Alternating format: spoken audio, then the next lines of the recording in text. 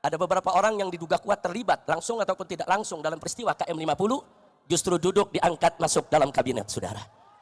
Maka itu sekali lagi, jadi kabinet ini secara umum sudah bagus. Assalamualaikum warahmatullahi wabarakatuh. Alhamdulillahirabbil alamin. Assalatu wassalamu ala nabiyina Muhammadin wa ala alihi washabihi ajmain. Amma ba'du. Teman-teman yang dimuliakan oleh Allah Subhanahu wa taala, kita bertemu kembali di channel Pencari Ilmu. Nah, teman-teman, jadi di video kali ini saya akan membagikan video, yaitu baru-baru ini Bapak Rizik Syihab menyampaikan pesan penting kepada jamaahnya, yaitu ketika mengadakan reuni 212 di Jakarta, tepatnya adalah di Monas. Nah, oke teman-teman, jadi pesan penting itu apa ya yang disampaikan oleh Bapak Rizik Syihab? Oke, mari kita simak videonya.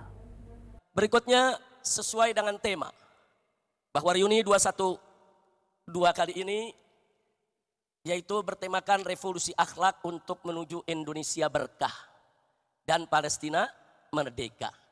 Indonesia berkah. Berkah.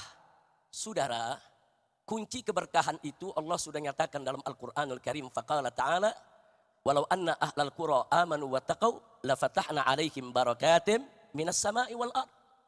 Tegas Allah nyatakan dalam Al-Quran, andai kata penduduk suatu negeri, penduduk daerah-daerah dimanapun berada, saudara, amanu wattaqaw, mereka beriman dan bertakwa kepada Allah, Allah janjikan la fatahna alaihim, niscaya pasti akan kami buka untuk penduduk negeri tersebut barakat, aneka ragam keberkahan minas sama'i wal ard, baik keberkahan yang diturunkan dari langit maupun keberkahan yang Allah keluarkan dari dalam bumi, saudara.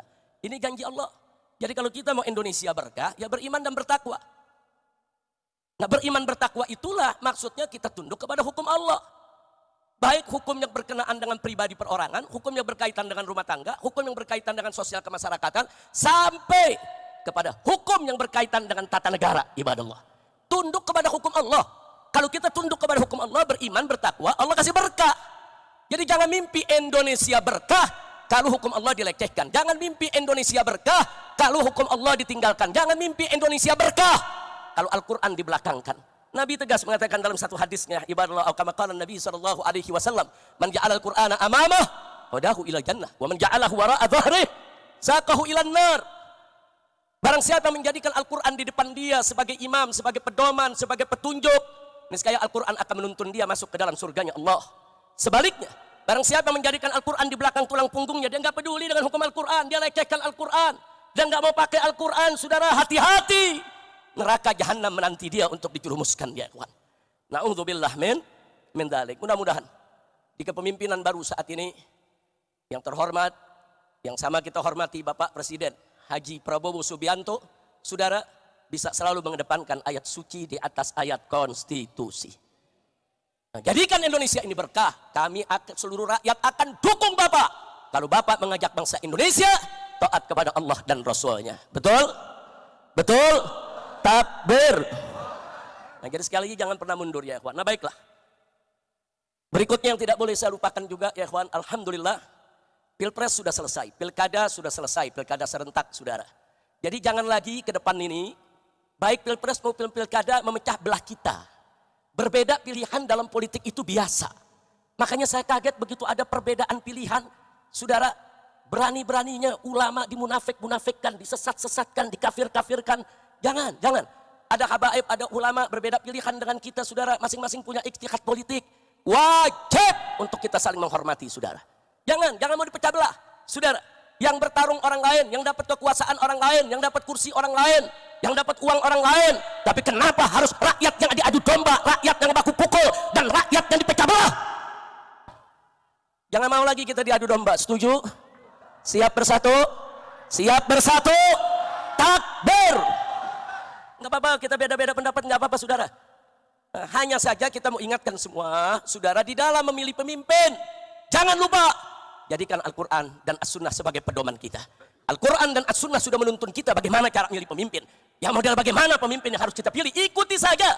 Selama kita berpedoman kepada Al-Quran dan As-Sunnah, Al-Ijma' dan Qiyas, saudara, serta apa-apa sudah disampaikan oleh para ulama-ulama salaf kita, insya Allah kita tidak akan terjerumus ke dalam jurang kebingungan. Enggak, kita enggak bakal bingung. Kita bingung memilih pemimpin karena meninggalkan Quran dan Sunnah. Kita bingung memilih pemimpin karena kita jauh dari Al-Quran dan Sunnah. Kalau kita ikut Al-Quran, As-Sunnah, Al-Ijma', Al-Qiyas, saudara, begitu juga petunjuk dari para ulama kita yang ikuti, insya Allah kita tidak akan pernah bingung dan kita tidak akan pernah bisa dipecah belah. Maka itu hari ini sebelum saya akhiri saudara, saya ingin mengajak semuanya kembali ke dalam barisan. Yuk kita rapikan soft kita perkuat barisan kita. PR kita ke depan banyak ya kawan. Dari dulu saya selalu menekankan siapapun presidennya, siapapun gubernurnya, siapapun bupatinya, siapapun wali kotanya, kewajiban kita tetap sama. Dakwah, amar, ma'ruf, nahi, munkar dan jihad. Siapapun presidennya, kewajiban kita tidak akan pernah berubah. Betul? Betul? Nah, baiklah, terakhir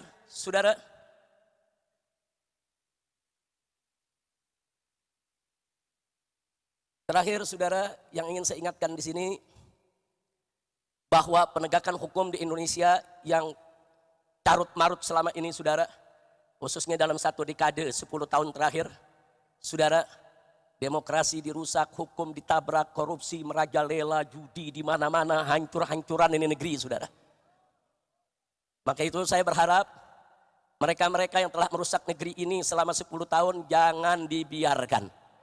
Tapi mereka harus dituntut pertanggungjawabannya. Setuju? Maka itu saya minta dengan tulus, dengan sangat hormat kepada yang kami hormati Bapak Presiden Haji Prabowo Subianto. Tolong Pak, bersihkan pemerintahan Bapak dari orang-orang yang bermasalah. Baik bermasalah dengan korupsi, bermasalah dengan judi, bermasalah dengan pelanggaran HAM, bermasalah dengan segala kemunkaran dan kerusakan negeri. Jangan mereka dibiarkan, proses hukum, tegakkan keadilan bagi bangsa Indonesia. Takbir, Allahu Akbar. Setuju tidak?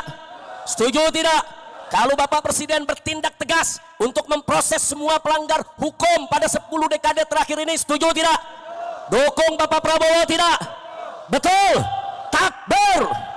Enggak peduli siapapun dia saudara, enggak peduli saudara, apakah itu Jokowi ataupun Fufu Fafa dan semua kroni-kroninya yang terlibat, seret ke pengadilan. Takbir, takbir, takbir. Dan akhirnya mari kita baca suratul Fatihah. Kita mohon kepada Allah agar Bapak Presiden Prabowo Subianto diberikan kekuatan oleh Allah. Amin. Diberikan sehat walafiat. Amin. Agar mampu untuk memimpin negara Indonesia. Agar mampu mensejahterakan rakyat. Agar mampu terus menjaga keharmonisan hubungan antara umarok dengan ulama. Amin. Dan kita mohon kepada Allah bibarakatil Fatihah. Amin. Agar pemerintahan Prabowo ini dibersihkan dari orang-orang bermasalah. Orang-orang yang selama ini bikin susah rakyat. Orang-orang saudara yang melanggar HAM, yang terlibat pembunuhan, terlibat korupsi. Kita mohon bimu'jizatil Fatihah. Agar mereka disingkirkan oleh Allah sejauh-jauhnya dan dihancurkan oleh Allah sehancur-hancurnya. Sehingga Bapak Presiden Prabowo dan kabinetnya ke depan saudara bisa memimpin negara ini dengan baik tanpa diganggu lagi oleh orang-orang yang selama ini memang selalu menjadi sumber masalah. Ala hadhihi niyah wa likulli niyatin salihah. Wa Allah Subhanahu wa ta'ala yubarik li hadhil bilad wa an yubarik li rais hadhil bilad wa an yubarik li ra'iyyati hadhil bilad wa an yaj'al hadhil bilad biladan islamiyatan aminatan mutmainnah ghaniyatan ma'muratan mardiyatan 'indaka bi rahmatika ya arhamar rahimin ya rab. Wa ila hadratin Nabi sallallahu alaihi wasallam bisiril Fatihah. A'udzu billahi minasyaitonir rajim. Bismillahirrahmanirrahim. Alhamdulillahirabbil alamin arrahmanir rahim maliki yaumiddin. Iyyaka na'budu wa iyyaka nasta'in ihdinas siratal mustaqim. Siratal ladzina an'amta 'alaihim ghairil maghdubi 'alaihim waladdallin. Mudah-mudahan digabul oleh Allah Subhanahu wa taala. Jadi sekali lagi pemerintahan baru ini jangan kita ganggu, kita beri kesempatan, kita dorong tapi tetap kita kritisi. Jadi bukan mendukung dalam arti kata menjilat, memuji yang nggak berhak dipuji, saudara, jangan. Kita tetap amar ma'ruf nahi munkar. Ikhlaskan niat hanya mencari ridha Allah Subhanahu wa taala. Nah, akhirnya saya mau umumkan sebentar. Duduk sebentar. Nah, akhirnya saudara, saya mau umumkan insya Allah hari Kamis besok, insya Allah di pesantren Markas Syariat Megamendung dimulai dari jam 8 pagi sampai zuhur kami akan mengadakan haul syuhada 6 santri FPI yang dibunuh di KM 50. Jadi kami akan mengadakan haul syuhada di sana, saudara. Nah, bagi mereka yang berkesempatan untuk hadir silakan. Undangan dibuka untuk umum. Hari Kamis besok tanggal 5 Desember. Kami adakan karena memang kejadiannya tanggal 7 Desember. Kejadiannya tanggal 7 Desember. Jadi kita akan gelar haul 6 syuhada di sana. Tentunya peringatan haul ini bukan sekedar untuk mendoakan, tapi sekaligus juga untuk kita mengambil ibrah dan ditambah lagi untuk tetap mengingatkan kita bahwa persoalan ini belum tuntas, belum selesai. Betul? Betul? Nah, maka itu maaf. Kalimat terakhir dari sambutan saya yang harus saya sampaikan, maaf. Saya sedih, saya prihatin. Kalau kabinet yang dibentuk oleh presiden baru saat ini masih ada bau anyir darah KM50, saudara. Karena ada beberapa orang yang diduga kuat terlibat langsung ataupun tidak langsung dalam peristiwa KM50 justru duduk diangkat masuk dalam kabinet, saudara. Maka itu sekali lagi, jadi kabinet ini secara umum sudah bagus. Kabinet ini secara umum harus kita dukung. Kabinet ini secara umum harus kita beri support untuk bisa bekerja dengan baik. Tapi saya tidak bisa menyembunyikan kesedihan saya, keprihatinan saya. Ternyata kabinet tersebut, maaf, masih ada bau anyir darah KM50, saudara. Maka itu kita akan gelar haulnya. Insya Allah siap hadir. Insya Allah akan kita gelar, saudara, supaya KM50 akan terus kita usut sampai tuntas. Setuju? Setuju? Takbir. Allahu Akbar. Nah teman-teman yang dimuliakan oleh Allah SWT, jadi itulah ya pesan penting Bapak Rizik Syihab kepada jamaahnya ya, yaitu tentang terkait masalah ya pemimpin, tentang terkait masalah yaitu kasus KM50 dan lain-lain.